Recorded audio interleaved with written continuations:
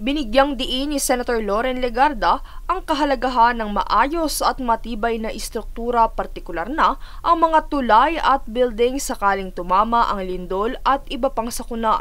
Ito ay kasunod ng earthquake at fire drill na isinagawa sa Senado nitong Lunes at sunod sa paghimok na maging handa sa mga sakuna, bunsod na rin ng sunod-sunod na pagyanig ng lupa nitong nagdaang mga araw. Kaugnay nito ay nagpaabot ng mensahe ang senador para sa mga mamamayan na manatiling may alam, handa at alerto sa mga ganitong pangyayari. Huwag ay niyang pairalin ang pagkataranta at takot sapagkat hindi ang lindol ang pumapatay, bagkus ang mga unsafe o hindi ligtas na istruktura. Earthquakes do not kill. It is unsafe structures that kill.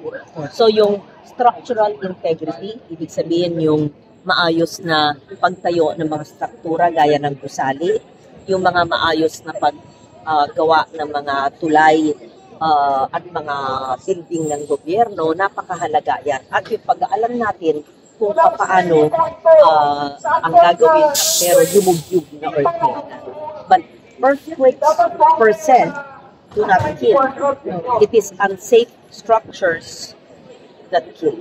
Sa naganap na drill, nagsagawa ng demonstration of possible scenarios ang otoridad upang ipakita sa publiko kung saan ang exits at ano ang dapat gawin sakaling matrap sa loob ng gusali. Nakaantabay din sa kaganapan ng ambulansya at bumbero na nagsilbing emergency assistance sa simulation. Patuloy naman ang pagpapaalala ng National Disaster Risk Reduction and Management Council sa publiko, partikular sa mga taga Metro Manila na maging alerto, handa at alamin ang mga designated quadrant para sa safety area na maaaring puntahan sakaling tumama ang pinangangambahang The Big One o ang 7.2 na lindol.